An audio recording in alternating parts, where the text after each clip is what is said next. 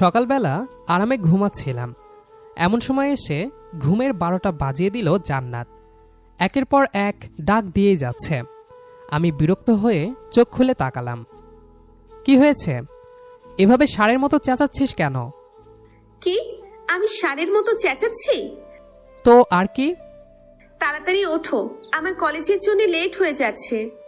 তো যা, আমি কি তোকে আটকে রেখেছি নাকি? মানে তুমি না নিয়ে গেলে আমি কিভাবে যাব? কেন, তোর কি পা নেই? হেঁটে যেতে পারিস না? প্রতিদিন সকাল সকাল কেন এসে আমাকে বিরক্ত করিস? কি আমি বিরক্তি করি? ঠিক আছে, আমি নিচে গিয়ে মামুনিকে বলছি কি বলবি? যে তুমি আমাকে কলেজে নিয়ে যেতে পারবে না, আর আমি তোমাকে অনেক বিরক্ত করি। বলেই জান্নাত হাঁটা শুরু করলো। আমি এক লাফে বিছানা থেকে উঠে পড়লাম। এই মাইয়া আমাকে শেষ করেই ছাড়বে। এখন যদি আবার আম্মুকে কিছু বলে তাহলে নির্ঘাত মার খাবো। আমি তড়িঘড়ি করে উঠে বললাম, এই দাঁড়া দাঁড়া, কোথায় যাস? মামুনির কাছে। তার কোনো দরকার নেই, তুই দাঁড়া, আমি রেডি হয়ে আসছি। এই তো এবার লাইনে এসেছো। বলেই জান্নাত হাসতে লাগলো। আমি আর কিছু না বলে ওয়াশরুমে চলে গেলাম ফ্রেশ হতে। আমি রিহান, বাবা মায়ের একমাত্র আদরের বাদর ছেলে। বর্তমানে অনার্স শেষ বর্ষে পড়াশোনা করছি। বাবা একজন বিশিষ্ট ব্যবসায়ী, আর জান্নাত হচ্ছে আমার খালাতো বোন। গ্রামে ভালো কোনো কলেজ না থাকায় জান্নাত আমাদের বাসায় থেকে পড়াশোনা করে, যার কারণে রোজ আমাকে কলেজে নিয়ে যেতে হয়। বর্তমানে এটাই আমার আসল চাকরি বলা যায়। ফ্রেশ হয়ে বের হতে না হতেই দেখি জান্নাত দরজার সামনে দাঁড়িয়ে আছে, হাতে আমার একটা শার্ট, মুখে সেই চেনা দুষ্টু হাসি। আমি ভ্রুকুচকে তার দিকে তাকালাম। এইটা পরো, আজকে এটা ভালো লাগবে। তুই আবার আমার কাপড় বাছাই করছিস কেন? কারণ তুমি সব সময় আজে বাজে কিছু পরো। কলেজের সামনে নামাবে, মানুষ দেখবে, আমারও তো একটা ইমেজ আছে। আমি কি ওখানে ফ্যাশন শো করতে যাচ্ছি? বলতে গেলে ওরকমই। এই নাও, তাড়াতাড়ি করো। আমি বিরক্ত মুখে শার্টটা নিলাম। ভিতরে ভিতরে হাসি চাপতে কষ্ট হচ্ছিল। এই মেয়েটা ছোটবেলা থেকেই এমন, আমার ওপর নিজের অদ্ভুত অধিকার ফলায়, যেন এটাই তার প্রাপ্য। রেডি হয়ে নিচে নামতেই আম্মু ডাক দিলেন, এই তোরা দুইজন এত দেরি করেছিস কেন? আরও বলল, জান্নাতের আবার কলেজে লেট হইলে কিন্তু তোর খবর আছে। আমি বললাম, আরে আম্মু যাচ্ছি তো। জান্নাত তখন এমন ভাব করলো যেন খুব অসহায়। মামনি, তুমি জানো না ভাইয়া তো উঠতেই চায় না, আমাকে কত কথা যে শোনায়। আমি চোখ বড় বড় করে তাকালাম। এই ফাজিল, একদম নাটক করিস না, বের হ। আম্মু এক দৃষ্টিতে তাকিয়ে এমন একটা লুক দিলেন যে আমি আর কথা বাড়ালাম না। বাইকে উঠলাম। জান্নাত পেছনে বসে হেলমেট পরতেই আমার কাঁধে হাত রাখল। অদ্ভুত একটা অনুভূতি হলো। প্রতিদিনই তো বসে, কিন্তু আজ কেন যেন আলাদা লাগছে। এইভাবে ধরবি না, ঠিক করে বস। কেন, আমি ধরলে পড়ে যাবে নাকি? আজে বাজে কথা বলিস না। জান্নাত হেসে আমার কাঁধে হালকা চাপ দিল। আমি কিছু বললাম না। রাস্তায় বের হতেই সকালের আলো, মানুষের ভিড় আর জান্নাতের টুকটাক কথা, সব মিলিয়ে মনটা অদ্ভুত রকম হালকা লাগছিল। জানো, আজ কলেজে কালচারাল প্রোগ্রাম। তো তো তুমি আসবে না? আমি কেন আসব? আসলেই না বোঝার ভান করছো নাকি? মানে আমি আজকে গান গাইবো। আমি একটু থামলাম। সত্যি? আগে তো বলিস নাই। বললে তুমি আবার নানান বাহানা দিতে, তাই এখন বলছি। আসবে তো? দেখি সময় হলে। জান্নাত আর কিছু বলল না। কলেজ গেটের সামনে নামিয়ে দিতেই সে নামার আগে হঠাৎ বলল, তুমি না আসলে কিন্তু আমি খুব মন খারাপ করব। বলেই জান্নাত কলেজের ভেতরে ঢুকে গেল। আমি কিছুক্ষণ তাকিয়ে রইলাম। সারাদিন কাজেও মন বসল না। মাথার ভেতর বারবার ঘুরছিল জান্নাতের কথা, তার হাসি, তার অভিমান। বিকেলের দিকে আর থাকতে পারলাম না। কলেজে চলে গেলাম। প্রোগ্রাম চলছিল। স্টেজে উঠল জান্নাত। সাদা নীল শাড়িতে তাকে আজ অন্যরকম লাগছিল। গান শুরু করতেই পুরো হল চুপচাপ, আর আমি শুধু তাকিয়ে আছি। গান শেষ হতেই করতালির শব্দে হল ভরে গেল। জান্নাতের চোখ ঘুরে এসে থামল আমার ওপর। আমাকে দেখে সে একটু হেসে ফেলল। সেই হাসিতেই যেন আমার বুকের ভেতর কিছু একটা নড়ে উঠল। প্রোগ্রাম শেষে সে দৌড়ে এলো। তুমি এসেছো? বলেছিলাম তো চেষ্টা করব। তুমি এসেছো বলেই এত সুন্দর করে গাইতে পেরেছি। নাটক কম কর। জান্নাত একটু মুখ গোমড়া করে তাকালো। সেই দুষ্টু হাসিটা আর নেই, চোখে যেন হালকা অভিমান। সবকিছুই তোমার কাছে নাটক লাগে, তাই না? না, তা না, কিন্তু তুই সব কথাকে সিরিয়াস বানিয়ে ফেলিস। জান্নাত আর কিছু বলল না, চুপচাপ আমার পাশে হাঁটতে লাগলো। এই চুপচাপটাই অস্বস্তিকর লাগছিল। আগে কখনো এমন হয়নি। ও না কথা বললে আমারই যেন অস্থির লাগে। এই কলেজ শেষ কয়টায়? এখন মনে পড়ছে প্রশ্ন করতে? আরে জিজ্ঞেস করলাম। আর একটু দেরি আছে, তুমি চাইলে চলে যেতে পারো। তোকে রেখে কেন যাব? কথাটা বলেই নিজেই একটু থমকে গেলাম। জান্নাতও তাকিয়ে রইল আমার দিকে। কয়েক সেকেন্ডের নীরবতা, তারপর সে চোখ সরিয়ে নিল। চলো ক্যান্টিনে যাই। ক্যান্টিনে বসে ও চা নিল, আমি কফি। চারপাশে কলেজের ছেলে মেয়েদের হাসাহাসি, গল্প, সব স্বাভাবিক, কিন্তু আমাদের টেবিলে যেন আলাদা একটা নীরবতা। জান্নাত হঠাৎ বলল, জানো, ছোটবেলা থেকে সবাই বলে তুমি আমাকে বেশি আদর করো। তো কি মারবো নাকি? সবাই এমন করে না। আমি কিছু বললাম না, চায়ের কাপে তাকিয়ে রইলাম।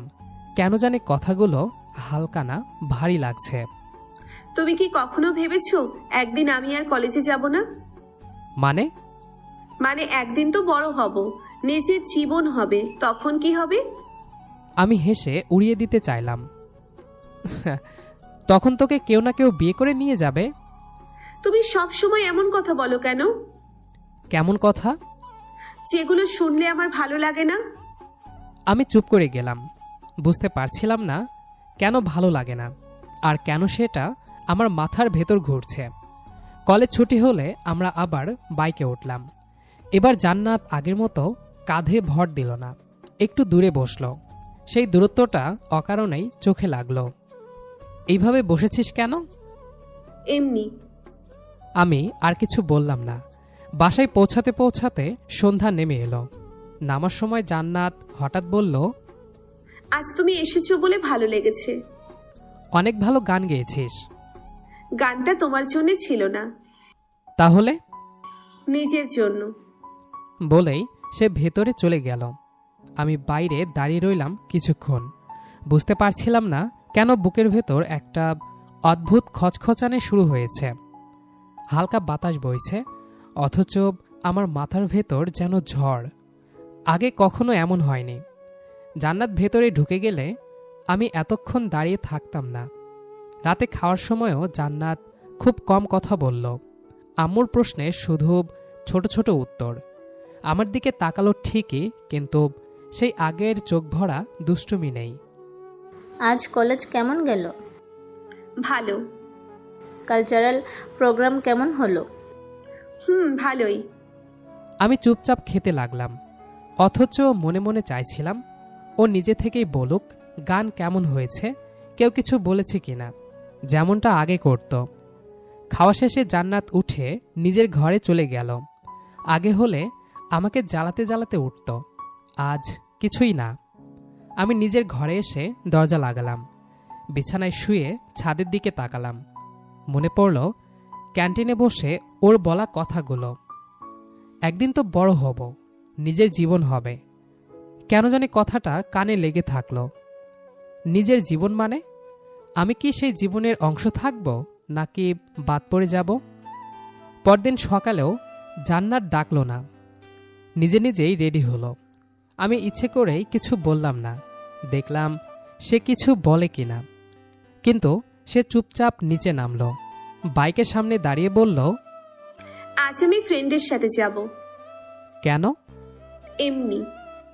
আমি আর কিছু বললাম না। সে হেঁটে চলে গেল। দরজার কাছে দাঁড়িয়ে ওকে যেতে দেখলাম। অদ্ভুত লাগছিল, যেন প্রতিদিনের কোনো অভ্যাস হঠাৎ ভেঙে গেছে। সারাদিন কাজে মন বসল না। বারবার মনে হচ্ছিল, আমি কি কিছু ভুল বলেছি, নাকি কিছু না বলাই ভুল। সন্ধ্যায় ফিরতেই দেখি জান্নাত ছাদে একাই দাঁড়িয়ে আছে। আমি ধীরে ধীরে ছাদে উঠলাম। এখানে একা কেন? এমনি। আবার সেই এমনি? জান্নাত আমার দিকে তাকালো, চোখে ক্লান্তি, সাথে হালকা রাগ।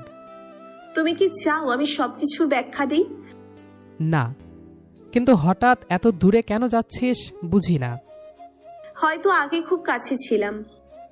কথাটা শুনে বুকের ভেতরটা কেমন করে উঠল। কাছে থাকাটা কি সমস্যা? জান্নাত কিছুক্ষণ চুপ করে রইল, তারপর ধীরে বলল, সমস্যা না, কিন্তু বেশি কাছাকাছি থাকাও ঠিক না।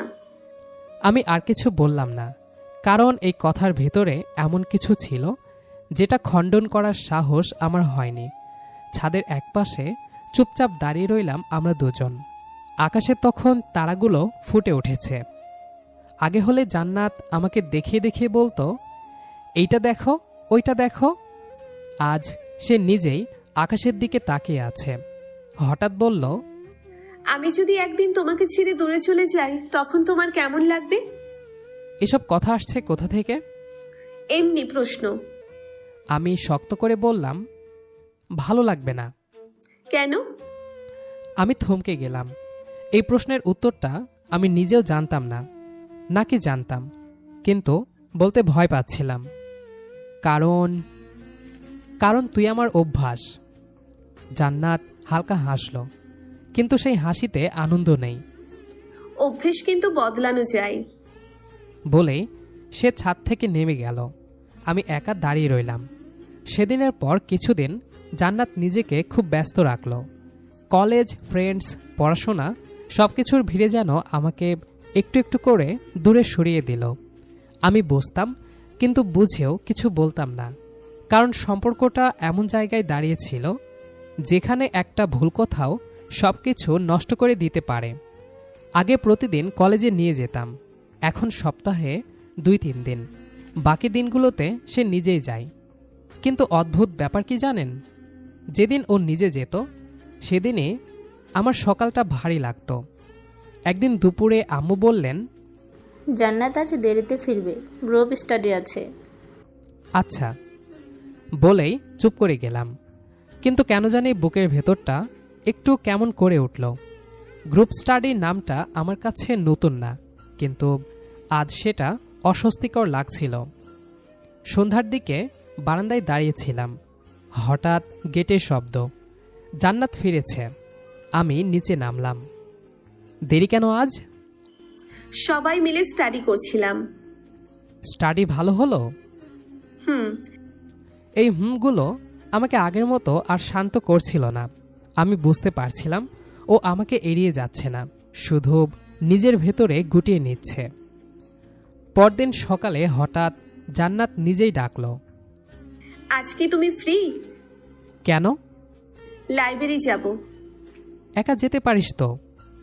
জান্নাত আমার দিকে তাকালো। সেই তাকানোর ভেতরে কোনো অভিযোগ নেই, শুধু নরম একটা অনুরোধ।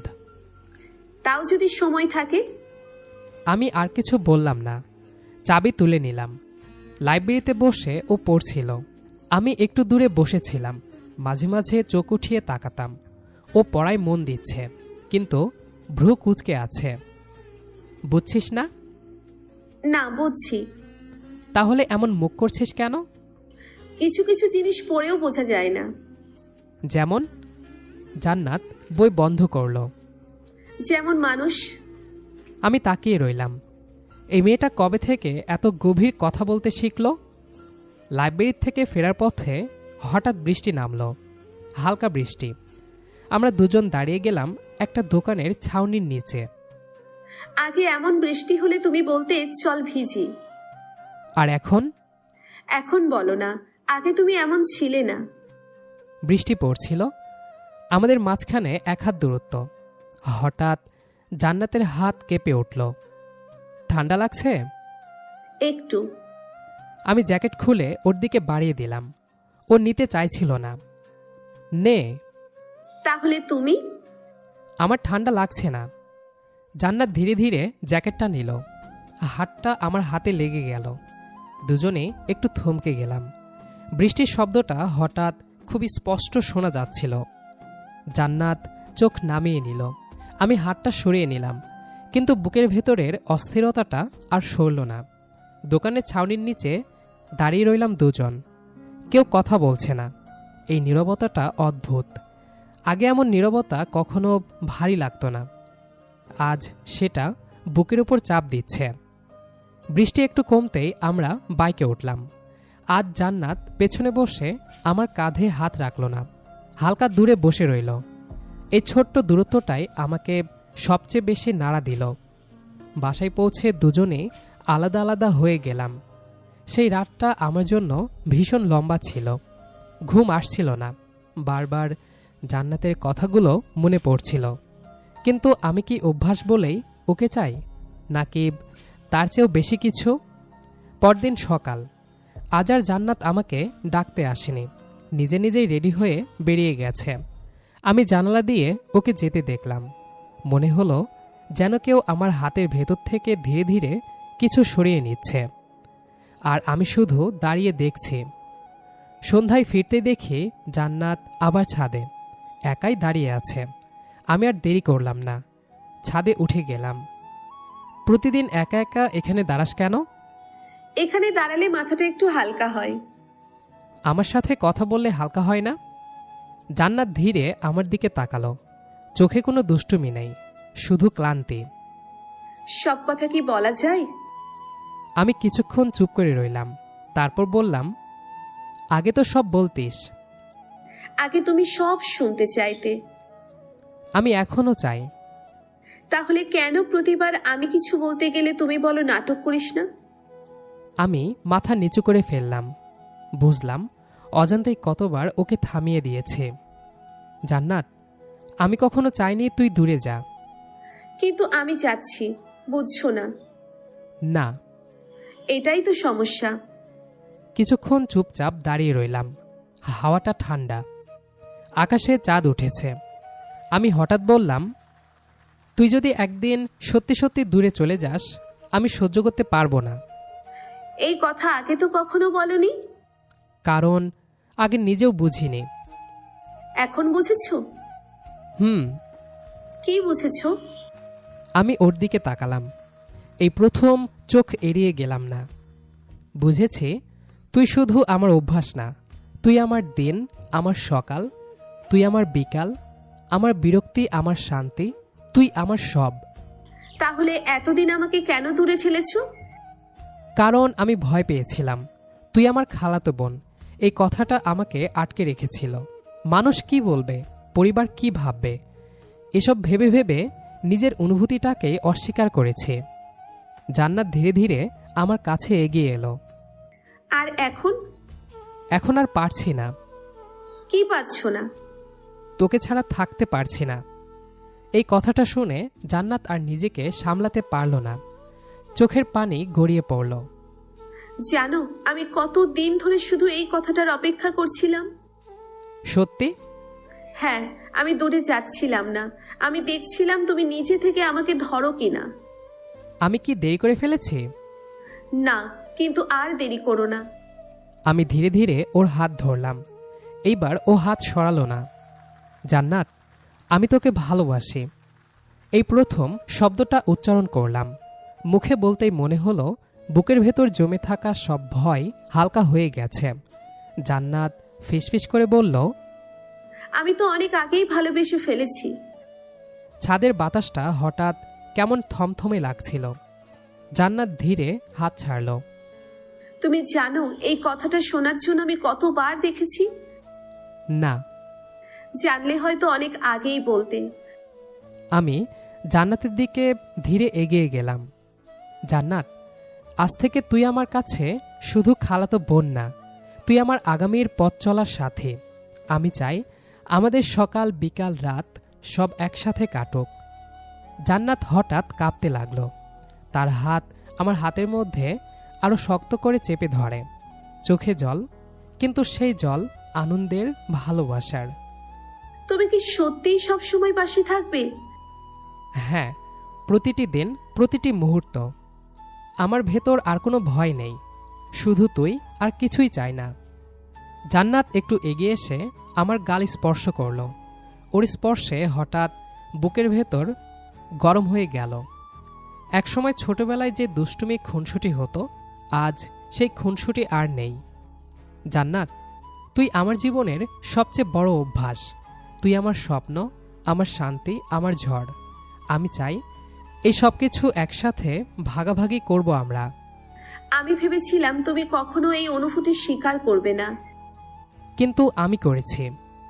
আমরা দুজনে চুপচাপ দাঁড়িয়ে রইলাম। শুধু বাতাসের শব্দ, বৃষ্টি হালকা বইছে, কিন্তু বুকের ভেতর ঝড়। আমি হাতটা ধীরে ধীরে জান্নাতের হাতে লেগে রাখলাম। ও কোনো কথা বলল না। জান্নাত, আজ থেকে আমরা একসাথে। তুই পাশে থাকলে সবকিছু সুন্দর হয়ে যায়। আমি জানি, কথা দিচ্ছি, আর কোনো দিন দূরে যাব না। 6 মাস পর পরিবার সবাইকে রাজি করিয়ে বিয়ে করে আজ জান্নাত আর আমি এক হলাম। আমাদের এই যাত্রাটা খুব সহজ ছিল না। অনেক বাধা বিপত্তি পেরিয়ে একে অপরের হাতে পেয়েছি। রাত 11টা। আজ আমার এবং জান্নাতের জন্য সবচেয়ে সুন্দরতম একটা রাত, মানে বাসর রাত। আমি রুমে ঢুকে দরজাটা লাগালাম। চারপাশটা নিঃশব্দ, শুধু বাতাসের হালকা ফিসফিস। আমি জান্নাতের দিকে তাকালাম। মুহূর্তেই মনে হলো এতদিন ধরে যে দুষ্টুমি আর খুনসুটি দেখেছি, আজ সেই সব মিলিয়ে গেছে। আজ শুধু আমরা দুজন একে অপরের কাছে। আমি ধীরে ধীরে জান্নাতের দিকে এগিয়ে গেলাম। তার চোখে লজ্জা, সাথে অল্প ভীতি। কেমন আছো? আলহামদুলিল্লাহ, ভালো। তুমি? তোমাকে পাওয়ার পর থেকে ভালোই আছি। কত ঝড়ঝাপটার পর আমরা এক হলাম, তাই না? তা তো অবশ্যই। আচ্ছা, তুমি কি সত্যিই সবসময় আমার পাশে থাকবে? হ্যাঁ, আজ থেকে আর কোনোদিন কোনো পরিস্থিতিতে দূরে যাব না। কারণ আমি যে তোমার সারা জীবনের দায়িত্ব নিয়েছি, আর এই দায়িত্ব পালন করাটা আমার জন্য ফরজ। জান্নাতের চোখে এক গভীর প্রশান্তি ছড়িয়ে গেল। হঠাৎ সে হাতটা আমার হাতে রাখল আর চাপ দিয়ে ধরে রাখল। আমার হাতের ছোঁয়ায় যেন সব জমে থাকা অভ্যাসগুলো মুছে গেল। আমি ধীরে ধীরে জান্নাতের কাঁধে হাত রাখলাম। জান্নাত হঠাৎ কাঁপতে লাগল, কিন্তু সেই কাঁপনি ভয়ের নয়, আনন্দের, ভালোবাসার। চোখে জল জমে গেল, কিন্তু সে হেসে হেসেই সেই জল আটকাতে চেষ্টা করল। আমার হাত এখন তার কোমর বরাবর ধরে আছে। জান্নাতও আর কোনো কথা বলছে না, শুধু চোখ বন্ধ করে আমার দিকে ঝুঁকেছে। জান্নাত ধীরে ধীরে আমার হাত নিজের কাঁধে বুলিয়ে ধরল। রুমের বাতাস হালকা বইছে, কিন্তু আমাদের হৃদয়ের স্পন্দন এতটাই প্রখর যে যেন চারপাশের সব কিছু হারিয়ে গেছে। আমি তার মাথা তুললাম, চোখের মধ্যে চোখ রেখে ধীরে ধীরে বললাম, আজ থেকে তুমি আমার সব কিছু। তোমাকে পৃথিবীর সকল সুখ এনে দেব। আমিও চাই তোমার সেই সুখের জোয়ারে ভাসতে। জান্নাত ধীরে ধীরে আমার দিকে এগোলো, চোখে লজ্জা, হালকা ভীতি, আর ঠোঁটের কোণে অদ্ভুত নরম হাসি। আমি হাত বাড়ালাম, তার হাত আমার হাতে ধরা পড়ল। দুজনের নিঃশব্দ স্পর্শে যেন পুরো রুমটা ভরে গেল। আমি ধীরে ধীরে তার গালে হাত বোলালাম। জান্নাত চোখ বন্ধ করে শ্বাসের সঙ্গে আমার স্পর্শ টের পেল। আমি ধীরে ধীরে তার গলায় একটা কিস দিলাম। সে হালকা কাঁপল, কিন্তু কোনো প্রতিবাদ করল না। আমি থামলাম, শুধু তার চোখের দিকে তাকিয়ে থাকলাম। এভাবে তাকিয়ে কি দেখছো? তোমাকে। কেন, এর আগে কি দেখোনি? দেখেছি, কিন্তু এমন বউ সাজে তো আর দেখিনি। মন তো চাচ্ছে। কি চাচ্ছে? তোমায় আদর করতে। জান্নাত একটু লজ্জা পেল। আমি আরো কাছে এগিয়ে গেলাম। তারপর এক প্রকার না বলেই জান্নাতের ঠোঁটজোড়া দখল করে নিলাম। জান্নাত শুধু বলে ছটফট করতে লাগলো। প্রায় কিছুক্ষণ পর আমি জান্নাতকে ছেড়ে দিলাম। জান্নাত হাঁপাতে হাঁপাতে বলল, আল্লাহ, এমন করে কেউ কিস করে? কেউ না করলেও আমি করি। কারণ তুমি একটা রাক্ষস। উফ, দেখো কি করেছো। কি করেছি? আবার জিজ্ঞেস করছো কি করেছো? এখনো তো কিছুই করলাম না। আর কিছু করতে হবেও না। বললেই হলো নাকি? আমি বললেই হলো? বেশি কথা বললে তুলে একটা আছাড় মারবো। এত শক্তি আছে? অবশ্যই আছে। আচ্ছা দেখি কত শক্তি তোমার। বলেই আমি জান্নাতের দিকে এগিয়ে গেলাম আর জান্নাত পেছাতে লাগলো। আমি খপ করে জান্নাতকে ধরে ফেললাম আর আবারও তার ঠোঁটে নিজের ঠোঁট মিলিয়ে দিলাম আর ধীরে ধীরে হারিয়ে যেতে লাগলাম এক অজানা সাগরে। কখনো কখনো ভালোবাসা খুব সহজভাবে শুরু হয় না, বরং শুরুটা হয় একদম সাধারণ কিছু মুহূর্ত দিয়ে, একটু ঝগড়া, একটু খুনসুটি আর প্রতিদিনের ছোট ছোট অভ্যাস দিয়ে। তারপর ধীরে ধীরে কেউ একজন আমাদের দিনের অংশ হয়ে যায়। সকালের শুরুতে যার কণ্ঠ না শুনলে দিনটাই যেন অসম্পূর্ণ লাগে। রিহান আর জান্নাতের গল্পটাও ঠিক তেমনই। শুরুতে ছিল শুধু খালাতো ভাই বোনের খুনসুটি, বিরক্তি আর ছোট ছোট ঝগড়া, কিন্তু সময়ের সাথে সেই অভ্যাসটাই হয়ে গেল অনুভূতি, আর অনুভূতিটাই একদিন রূপ নিল ভালোবাসায়। যে মেয়েটা প্রতিদিন সকালে ঘুম ভাঙিয়ে বলতো, ওঠো আমাকে কলেজে নিয়ে যেতে হবে, সেই মেয়েটাই একদিন হয়ে গেল তার জীবনের সবচেয়ে বড় কারণ। আর যে ছেলেটাকে জান্নাত সবসময় বিরক্ত করত, সে মানুষটাই ধীরে ধীরে হয়ে উঠল তার সবচেয়ে নিরাপদ আশ্রয়। হয়তো ভালোবাসার আসল সৌন্দর্য এখানেই, যেখানে শুরুটা হয় সাধারণভাবে কিন্তু শেষটা হয়ে যায় অসাধারণ। একটু হাসি, একটু অভিমান আর একটুখানি মায়া নিয়ে দুজন মানুষের গল্প একসময় এক জীবন হয়ে যায়। যদি এই গল্পটা আপনার ভালো লেগে থাকে তাহলে ভিডিওটাতে একটা লাইক দিয়ে ভালোবাসা জানাতে ভুলবেন না। কমেন্ট করে জানান রিহান আর জান্নাতের কোন মুহূর্তটা আপনার সবচেয়ে বেশি ভালো লেগেছে। আর এমন আরও নতুন নতুন রোম্যান্টিক লাভ স্টোরি শুনতে এখনই আমাদের চ্যানেলটি সাবস্ক্রাইব করুন আর পাশে থাকা বেল আইকন চাপতে ভুলবেন না। আবার দেখা হবে নতুন এক ভালোবাসার গল্প নিয়ে। ততক্ষণ পর্যন্ত ভালো থাকুন, ভালোবাসায় থাকুন।